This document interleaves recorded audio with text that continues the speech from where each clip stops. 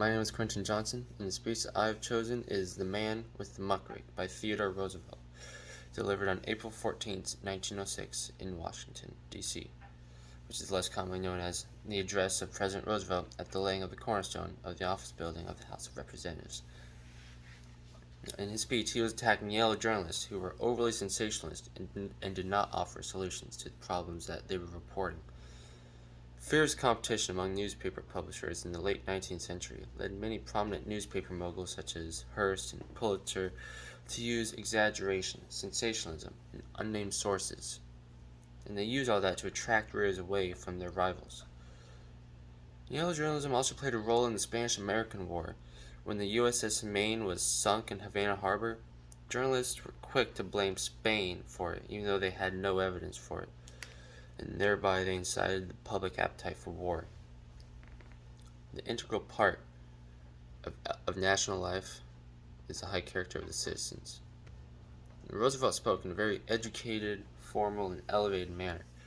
He used rhetorical devices such as ethos and pathos to best express his message and move his audience. His references to things like Aristides, Bunyan's Pilgrim's Progress, and Bishop Hooker speak to his level of education and the cultural literacy of his audience. It puts a premium on knavery untruthfully to attack an honest man, he says. Although the rule is not commonly followed today, Roosevelt took care not to split his infinitives. With turns of phrases such as, every scoundrel is gladdened when an honest man is assailed, and violent oscillations, and of course no amount of charity in spending such fortunes in any way compensate for misconduct in making them. Roosevelt showed his fondness for what Mark Twain later referred to as $5 words. Roosevelt uses ethos to express that one should not undermine somebody else's character for personal gain, which is what the Yale journalists were doing.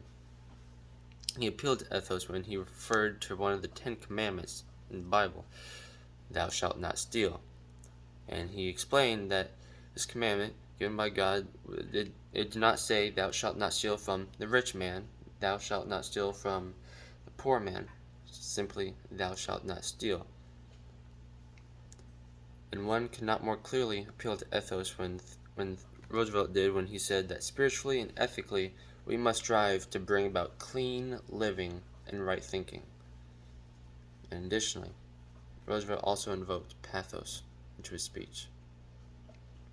Roosevelt decried the attacking of someone untruthfully. He used pathos when he points out that such an untruthful attack gladdens the heart of every scoundrel. When an honest man is assailed, a scoundrel takes great joy in it. And Roosevelt goes on to say that a scoundrel finds just as much joy when another scoundrel is attacked untruthfully. More important than aught else is the development of the broadest sympathy of man for man. And Roosevelt reasoned that if one is truly sympathetic for another, then that one would have no reason to follow through and purposefully wrong that person, even if it's for their own gain. And Theodore Roosevelt has been known for being a fine orator, and he used many rhetorical devices in his speech, The Man with the Muck-rake, which included symbolism, repetition, litany. He symbolized the evils of society as the muck on the floor, which must be washed away.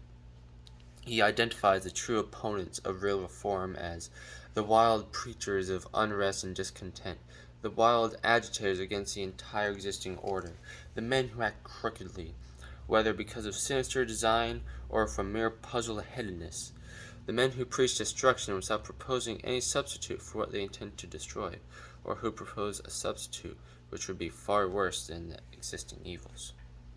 It was particularly through his use of ethos and pathos that Roosevelt was able to denounce the evils of Yale journalism.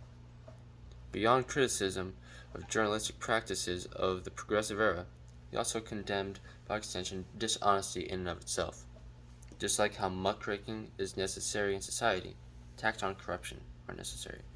But if attacks are dishonest, sensational, or lurid, these attacks do more harm than good to the public mind.